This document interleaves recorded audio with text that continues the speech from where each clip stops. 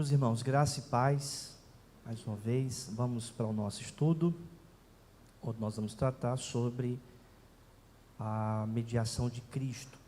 Cristo, o mediador, tá bom? Nós chegamos aí nesse capítulo da nossa confissão de fé e vamos tratar sobre esse tema de suma importância.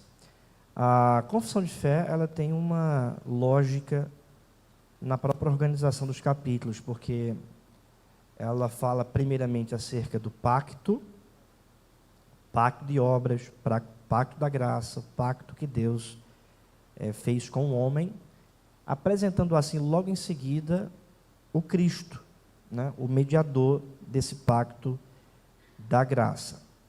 Nós estamos estudando a confissão de fé, só para relembrar, porque são doutrinas bíblicas. Nós estamos aqui lidando com o essencial da nossa fé. A gente está lidando com as doutrinas principais da nossa fé. Portanto, é muito importante que você aprenda, pergunte, estude, porque a gente está lidando com a essência da nossa fé. Isso aí não deveria ser estudo nem para adultos, sabia? Isso aí era estudo para criança, né? E os catecismos eram para as crianças decorarem a confissão, o ensino da confissão. E hoje a gente está tão longe e distante, né, do conhecimento, que quando a gente fala, vamos estudar as doutrinas sistematizadas pela confissão, aí tem gente que diz, é muito complicado, né? É muito complicado, é muito difícil, mas é chato, né? O povo diz, é chato. Mas não, irmãos, isso aí é doutrina, a gente está lidando com doutrina, tá bom? Com solidez. O que vai nos sustentar na caminhada é a palavra, é a doutrina, é o entendimento da palavra de Deus. Mas isso culturalmente falado, né? A doutrina é enfadonha, doutrina é chato, estudar a Bíblia esfria o crente. Já ouviram isso? Estudar a Bíblia esfria o crente. A doutrina tira o fogo, né, do Espírito. E não é isso que a gente vê na palavra, né, irmãos? A gente vê na palavra que a doutrina, ela é a palavra de Deus, ou seja, é a palavra que nos sustenta, que nos orienta, para a gente não ser levado de um vento para outro, né, de um vento de doutrina falsa para outro. A doutrina apaga o fogo estranho, né? O fogo estranho, a doutrina apaga. Lembra lá de Nadab e Abiú? Fizeram um fogo estranho para adorar a Deus. O que foi que aconteceu? Deus chegou com fogo consumidor e consumiu eles, porque eles não deram culto agradável a Deus. Isso tem a ver com o quê? Com doutrina. Então a gente conhece a doutrina, conhece a Bíblia, a palavra, para a gente viver para a glória de Deus. Para a glória de Deus. Tem um texto de Atos que diz assim, que tendo eles, né, tendo o pecador se alegrado na doutrina, ouvido a doutrina, creu no Senhor Jesus. Então, doutrina é sinônimo de palavra, é sinônimo de evangelho, tá certo? Então, vamos abrir a palavra de Deus na carta, aliás, no livro de Atos, o texto de Lucas, Atos.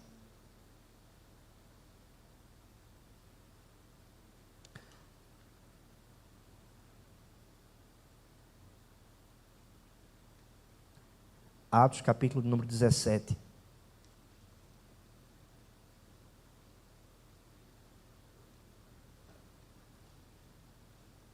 Isso. Atos, capítulo 17, versículo 31. Atos 17, versículo 31.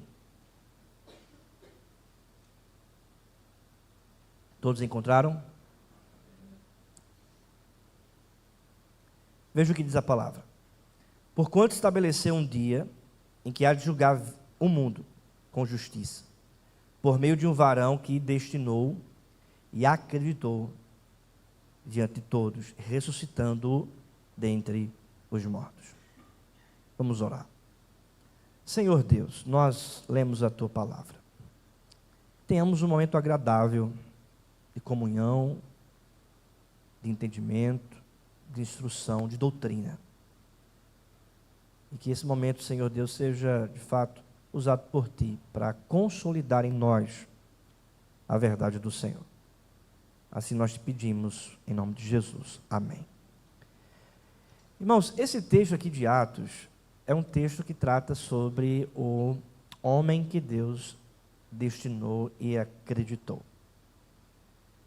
O homem que Deus destinou e acreditou. A gente vive em um tempo muito coach, né? Você tem potencial, meu filho, né? Os irmãos aí principalmente não, né? Mas quem trabalha também na área de educação física, né, Evas? Aquela motivação, vai, né? Você tem potencial, você é um homem, é uma mulher, você é o cara, vai, você consegue mais. Acredita em você, não é?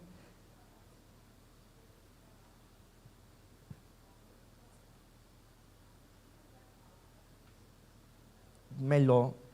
E é verdade, imagine você ir na academia sozinho, sem ninguém. E pode até ter gente lá, né? Mas e aí agora imagine o Diego, um exemplo. Aí Natan vai, aí Diego chega, bora Natan, levanta, Natan, consegue mais, né? Supino, vai Natan, bota mais peso aí, a barra. Né? Ou seja, mas a gente vive nesse tempo assim, né? Para alguma área isso é importante, não é nada de errado nisso. O problema é quando isso se torna doutrina. O problema é quando isso entra na vida cristã. O problema é quando isso se torna uma temática ou um método da nossa vida com Deus. O problema é quando alguém chega para você e diz, eu acredito em você, você consegue, você vai chegar lá, meu irmão. Você vai conseguir cumprir o pacto com Deus. Você vai conseguir ser perfeito. Você não vai vacilar, não. Você vai chegar lá. Você vai merecer. Deus vai olhar para você e vai dizer, esse aqui tem crédito comigo. Esse aqui eu vou retribuir. Aí você pensa nisso, eu vou chegar lá, sabe? E aí tem, infelizmente, certos pastores dos nossos dias que tratam o Evangelho como uma mensagem motivacional. Eles dizem para você, olha, quando você se levantar, vá no banheiro e diga assim, olhe para você, no seu espelho, e diga, você é um rei, né? Um vencedor. Você é mais do que vencedor. De fato, nós somos mais que vencedores, conforme diz a palavra, mas o intuito, né, o objetivo é outro. Não é o mais do que vencedor de acordo com a Bíblia, é o mais do que vencedor de acordo com o que você pode fazer, com quem você é.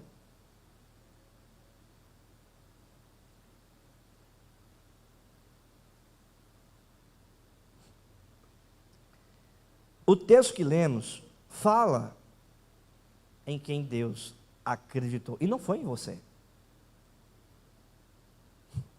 O texto que lemos fala em quem Deus chamou, e não foi você.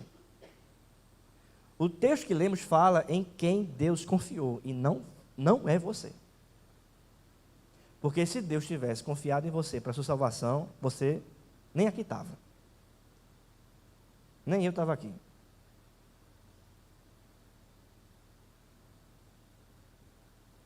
Então o texto diz que é o Evangelho. Ora, porquanto estabeleceu um dia em que há de julgar o mundo com justiça. Ele vai julgar o mundo com justiça. Ou seja, lembra da teologia do pacto? No pacto tem as maldições e as bênçãos.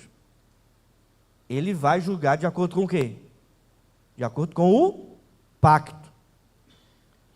Lembra daquilo que eu falei nas aulas anteriores? Que a gente conhece a Deus, a revelação de Deus, aquilo que Deus faz de acordo com o que Ele se revela no pacto. Então, no pacto, aqueles que desobedecem serão o quê? Julgados e serão condenados. Ele há de julgar todo mundo com justiça. Agora ele apresenta uma solução por meio de um varão de um homem que destinou e acreditou diante de todos, ressuscitando-o dentre os mortos. Ele vai julgar por meio deste varão, por meio deste mediador, deste homem que ressuscitou dentre os mortos. Quem é esse homem? Este é o varão que Deus destinou e acreditou. Então Deus acredita em quem? Em Cristo. Deus acredita no Filho. Deus acredita na obra dele. Deus não acredita na sua obra. Isso fica muito bem claro aqui. Isso fica bem claro na sua mente. Deus não acredita na sua obra. Deus não acredita no teu potencial. Deus não acredita na tua capacidade.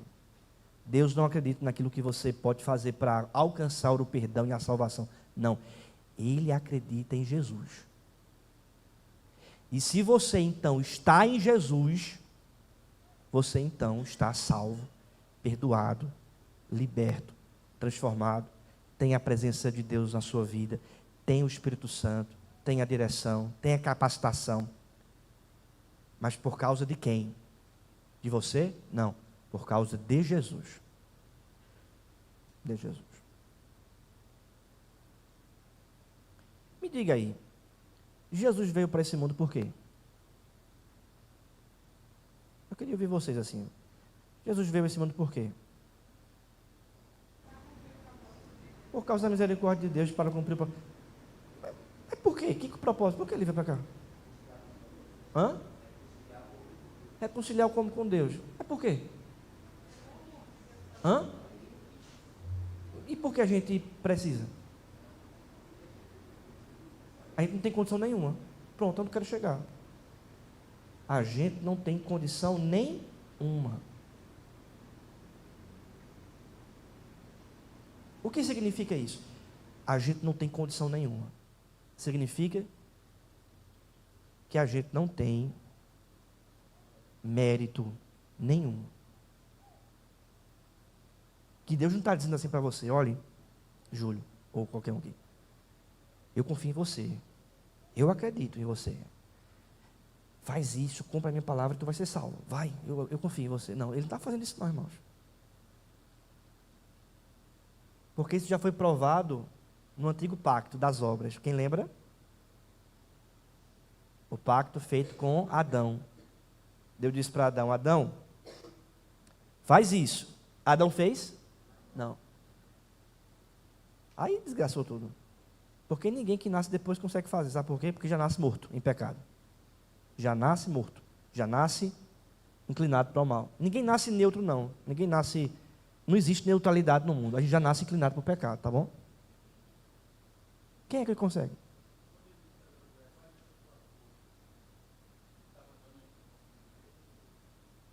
A presença de Deus na vida dele, né? A presença de... E mais que isso, vamos lá. Josué, quem é Josué? Sou eu? Como é que interpreta Josué? Josué é uma figura minha? É um tipo meu? Ele é meu representante? Ele é a minha imagem? Eu sou Josué? Josué é Cristo. O autor da carta aos Hebreus, falando sobre Josué, no capítulo 4, ele diz assim, que Josué foi usado por Deus, né, para entrar na terra de Canaã, mas que ele representava um líder maior para ir para a Nova Canaã, uma terra que não é dessa terra, uma terra maior, plena. Então, assim, seria muito pequeno nós interpretarmos achando que o personagem se refere a mim.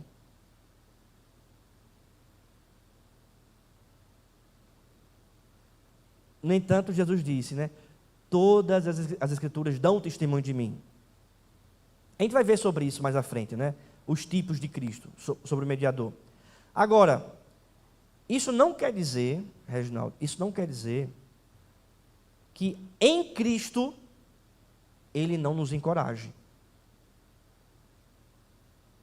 Em Cristo, nós recebemos a orientação, o encorajamento, o fortalecimento. Mas isso é em quem? É em Cristo, não é em mim, porque eu não consigo. Então, não é errado você falar assim, meu irmão, dispõe-te, levanta, obedece a palavra de Deus. Não, porque isso é um encorajamento da parte de Deus para a gente viver a vontade dele. Em Cristo. O problema seria eu falar, olhe, é você que pode, é você que é capaz. Vá, eu acredito em você, sem a presença dele, sem a redenção dele. Aí seria uma mensagem antropocêntrica. É você e não você nele.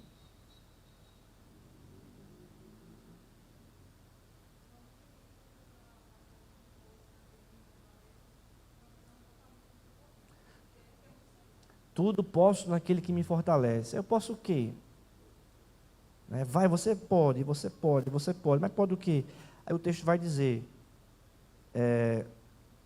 sofrer, literalmente. A gente poderia traduzir assim, tudo posso suportar. Porque ele vai afirmar, aprender a viver contente em toda e qualquer situação, humilhado, honrado, bonança, escassez. Aí ele diz, tudo posso naquele que me fortalece. Ou seja, eu posso passar por qualquer situação, porque Deus me fortalece. Mas quem é que fortalece? É Deus.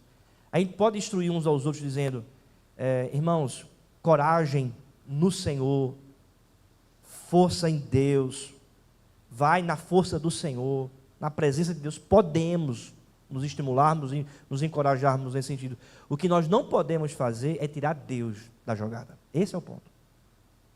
Como se Ele vai acreditar no meu potencial, na minha habilidade, na minha capacidade. Gente, eu sou fraco, nós somos fracos, nós somos servos inúteis. Se Deus não vier sobre a nossa vida, a gente não caminha não, a gente não faz nada. A gente não faz nada. Eu posso falar, pregar. Se o Espírito Santo de Deus não tocar o seu coração, de nada vai adiantar. Eu tenho orado a Deus, pedindo, Deus, que o mover do teu poder, do teu Espírito, possa mexer com as consciências e os corações dos irmãos, para que a gente tenha uma igreja mais envolvida. Porque não adianta eu falar se o Senhor não falar. O Senhor tem que mover, o Senhor que tem que quebrantar, o Senhor que tem que levantar. Porque isso não é palavra motivacional, não é coach não. Isso aqui é a mensagem do Evangelho. E somente, irmãos, pela ação de Deus na nossa vida é que a gente pode avançar.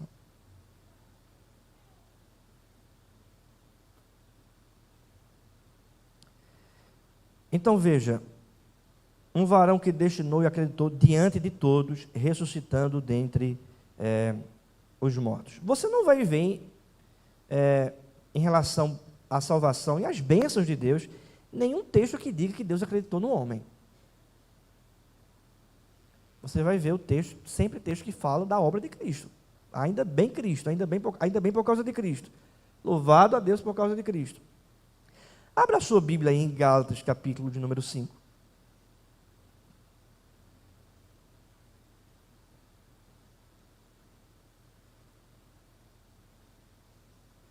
Carta do apóstolo Paulo aos Gálatas, capítulo 5.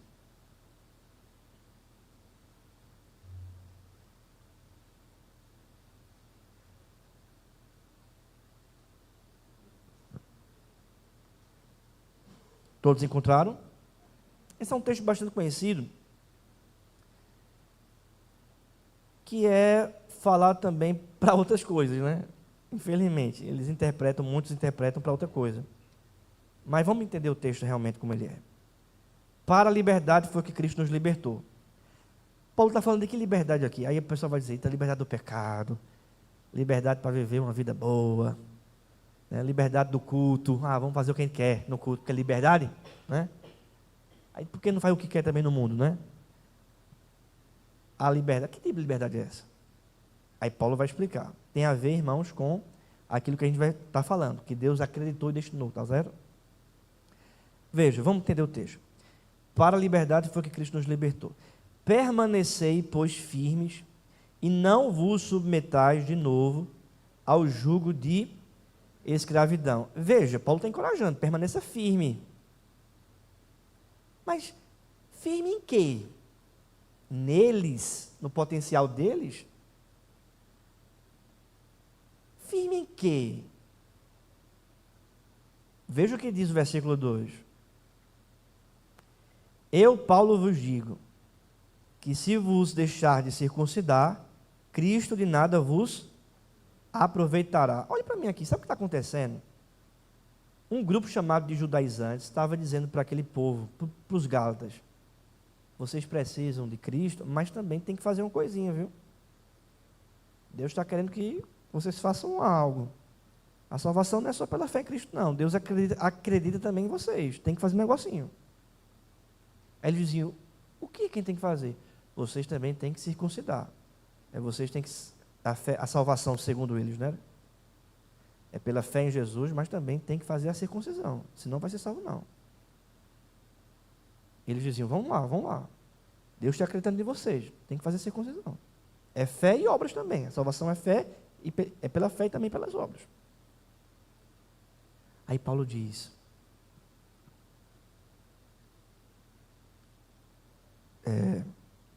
eu vos digo que se vos deixardes circuncidar,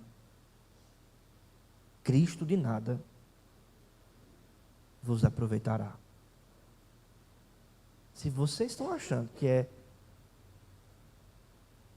Deus está acreditando em Cristo, em você para a salvação, é essa parcialidade, né? Essa parceria.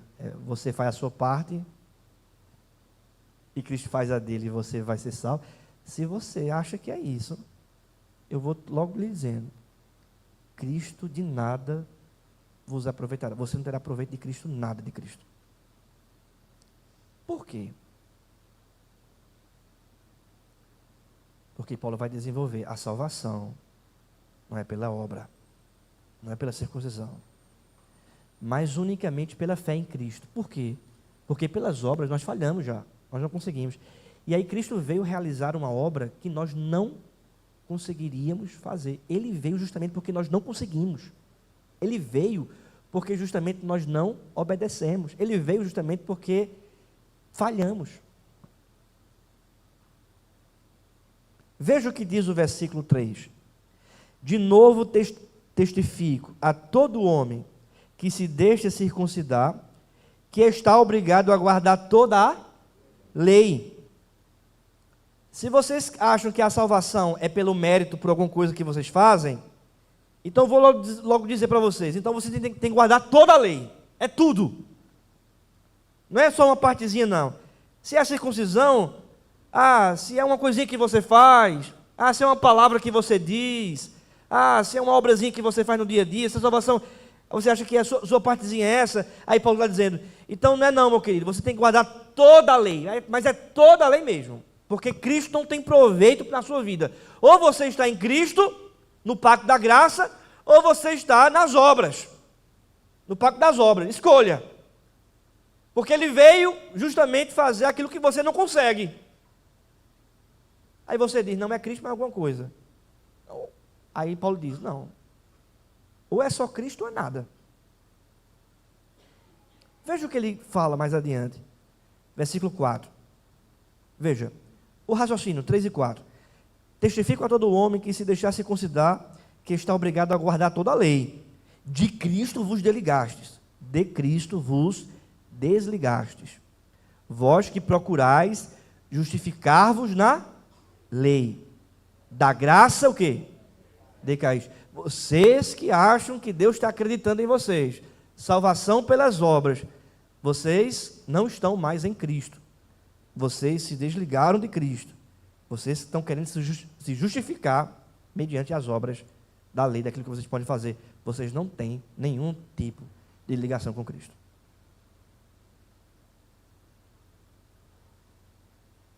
É firme em quem, então? Quando ele diz, no versículo 1, para a liberdade foi que Cristo nos libertou. Permanecei, pois, firmes. É firmes em quem? Em mim? No meu potencial? em eu conseguir cumprir a lei. Não, é firme em Cristo. No potencial de Cristo, na obra de Cristo. Claro, em Cristo eu vou obedecer. Em Cristo eu vou lutar contra o pecado. Em Cristo eu vou caminhar de acordo com o Espírito dele que habita em mim. Em Cristo eu não vou me render ao erro. Em Cristo eu vou caminhar em santidade. Mas é em Cristo. O fundamento, a fonte da nossa vida espiritual é Cristo. É Cristo. Por isso que ele diz, para a liberdade foi que Cristo nos libertou. Aí a pergunta é, liberdade de quê?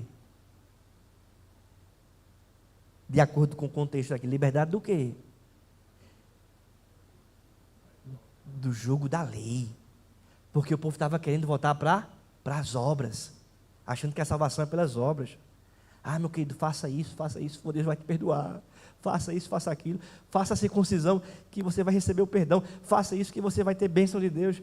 É obra. Aí tem que fazer. Aqui fica naquela ansiedade, naquela preocupação, naquela angústia. Eu tenho que fazer alguma coisa para Deus me abençoar. Eu tenho que fazer alguma coisa para receber a salvação. Eu tenho que fazer alguma coisa para Deus me perdoar. Eu tenho que fazer alguma coisa para Deus me justificar. É jugo, é escravidão, está debaixo do poder, ainda da lei, da maldição. Escravidão. Para a liberdade foi que Cristo nos libertou. Joga para fora essa religiosidade, joga para fora esse legalismo, se liberta em Cristo Jesus de todas as mandigas que o mundo propaga aí e que diz para você tem que fazer alguma coisa para receber algum tipo de benécia da parte de Deus.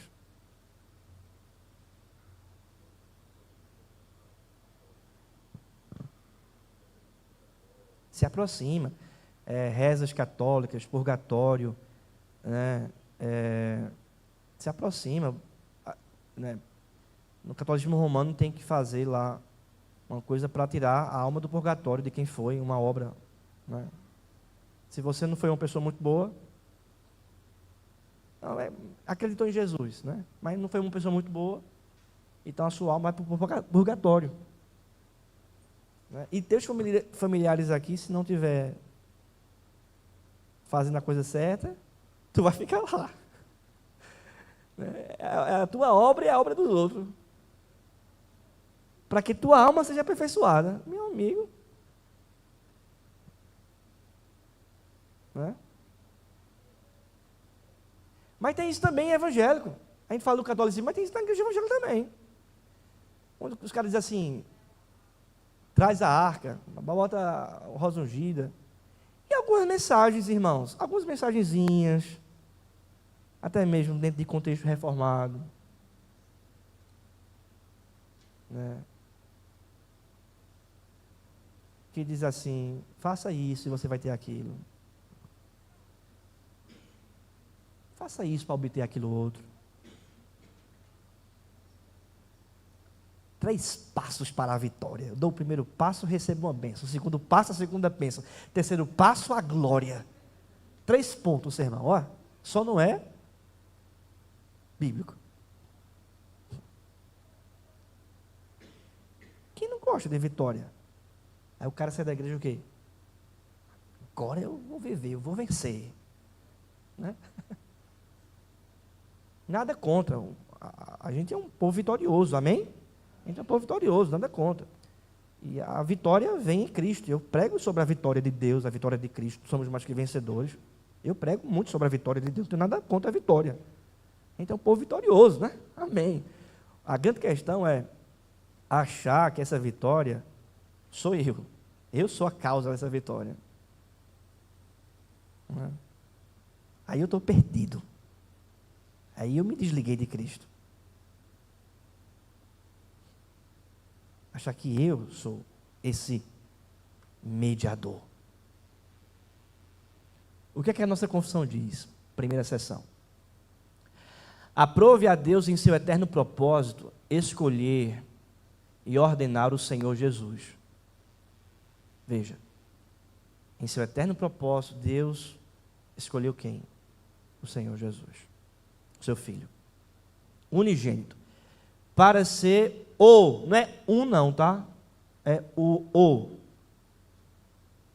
único mediador entre Deus e o homem, o profeta, o sacerdote e rei, o cabeça e salvador de sua igreja, o herdeiro de todas as coisas e o juiz do mundo, e deu-lhe desde toda a eternidade um povo para ser sua semente e para no tempo devido ser por ele remido, chamado, justificado, santificado e glorificado. Ele é, né, o único mediador.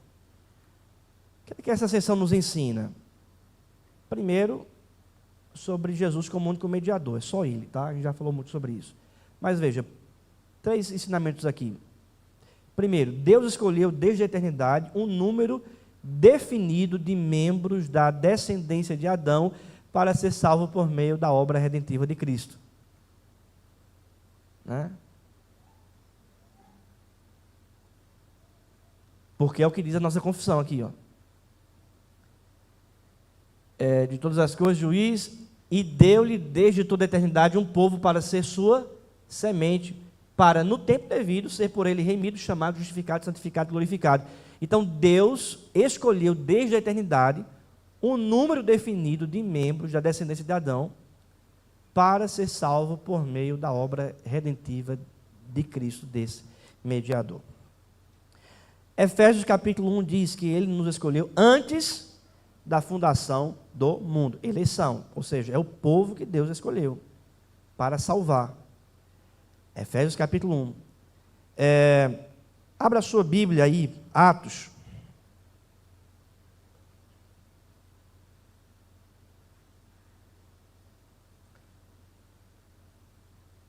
Atos capítulo 13, versículo 48. Primeiro que achar, pode ler.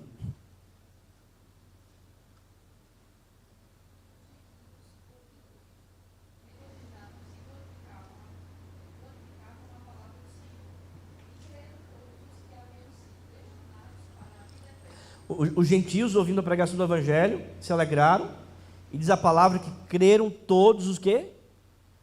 Creram todos os que haviam sido destinados para a vida eterna. Então, quem é que vai realmente ser salvo? Quem foi destinado para a vida eterna. Quem é que vai receber em seu coração a justiça, a mediação desse mediador? Todo aquele que foi destinado para a vida eterna, os eleitos. Isso quer dizer que a gente não deve pregar para todo mundo? Não, a oferta do Evangelho é para todo. Isso deve dizer quem é ou quem não é? Não. Quem decide quem é e quem não é Deus. Não compete a mim julgar quem é salvo ou quem não é. Eu tenho que pregar para todo mundo. Agora, no plano eterno de Deus, Deus tem os seus eleitos, os seus escolhidos, que vão ouvir e vão crer. É o que diz a palavra de Deus. E ainda bem, porque eu sei que eu posso pregar o Evangelho e vai ter gente destinada para a vida eterna que vai ouvir e vai crer. É por isso que o evangelismo vai dar sempre um sucesso. Porque tem gente destinada para crer.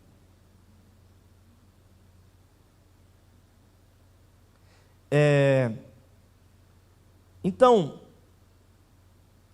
o assunto da predestinação, eleição, de um Deus que vai salvar o povo, é um assunto, às vezes, mal compreendido no nosso tempo. Um assunto polêmico, delicado. Entretanto, irmãos, a Bíblia fala sobre isso. A Bíblia fala sobre isso. E nós precisamos aceitar o que a Bíblia diz. Por que Deus não salva todo mundo, então? Por que Deus não destinou todo mundo? Deus não é injusto, não? Não, primeiro, porque Deus não... Aliás, ninguém merecia a salvação, não. Todo mundo pecou já. Então, o fato de Deus chamar, eleger, é graça dele. Não é merecimento de ninguém. Então, daí já corta isso. E segundo, porque ele é soberano. Ele faz o que ele quer. Na sua casa, como é que você organiza os móveis? Não é você? A esposa. Aí você acha que Deus não pode organizar o seu povo? Então, vamos lá, segundo ponto aqui. Que ele também, desde a eternidade, prometeu dar a esses eleitos a Cristo como recompensa por seu sofrimento. Que ele também, desde a eternidade, prometeu dar a esses eleitos a Cristo como recompensa por seu sofrimento. Ou seja, esses eleitos vão ser o quê? Salvos. Receberão a Cristo. Terceiro, que Cristo se empenhou em executar e padecer tudo o que fosse necessário para esse fim. Cristo se empenhou em executar e padecer tudo o que fosse necessário para esse fim. Ele fez tudo para executar esse plano na vida dos eleitos. Quarto e quinto, que essa obra messiânica exigia que Cristo fosse o profeta, sacerdote e rei do seu povo eleito, bem como cabeça e salvador da igreja, e que Cristo também deve ser o herdeiro e juiz do mundo. Ou seja, ele é o nosso representante. Lembra do Antigo Testamento, onde eu volto lá para Josué, né? Haviam líderes no Antigo Testamento que recebiam a função, o ofício, rei, sacerdote, profeta, sacerdote e rei, especificamente nessa ordem, profeta, sacerdote e rei. As funções dos líderes do Antigo Testamento passeavam nessas funções.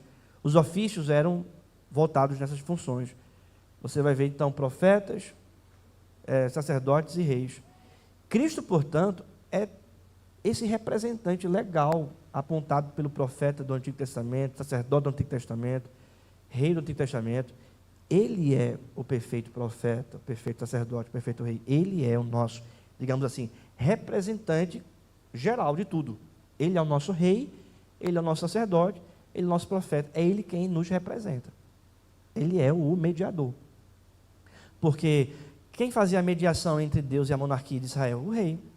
Quem fazia a mediação entre o povo e o perdão de pecados para com Deus? O sacerdote. Quem fazia a mediação para o povo ouvir a palavra de Deus? O profeta. Quem é o mediador hoje para nós? Cristo. Cristo. Aí tem gente que chega assim, pastor, a sua oração é poderosa, ore por mim. Aí eu digo, a sua também. Eu não sou mediador de ninguém, não. Ore em nome de Jesus. Jesus é poderoso. Jesus é poderoso. Mas eu vou orar por você, vamos orar uns pelos outros, vamos interceder. Mas não vamos pensar que um tem acesso a Deus e o outro não tem, não. Todos nós precisamos desfrutar desse acesso. Se você não está em comunhão, é pecado seu, você se ajeita.